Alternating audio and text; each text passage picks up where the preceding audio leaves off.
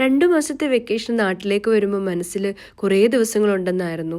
കല്യാണം കഴിഞ്ഞ് അജയ്ക്ക് നേരത്തെ യുകെയിൽ വരേണ്ടത് കൊണ്ട് കുറേ അമ്പലങ്ങളിലും റിലേറ്റീവ്സിൻ്റെ വീടുകളിലും ഒക്കെ ഇപ്പോഴാണ് പോകാൻ പറ്റിയത്. ഈ വരവിന് ഞങ്ങളൊരു കല്യാണം കൂടി, ബാംഗ്ലൂർ പോയി, കുറേ അമ്പലങ്ങളിൽ പോയി, ഞാൻ വീട്ടിൽ പോയി കുറേ ദിവസം നിന്നു. ഞാനും അമ്മയും കൂടിയുള്ള ഷോപ്പിംഗ് പറഞ്ഞിരുന്ന് പെട്ടെന്നായിരുന്നു ദിവസങ്ങൾ കഴിഞ്ഞു പോയത്.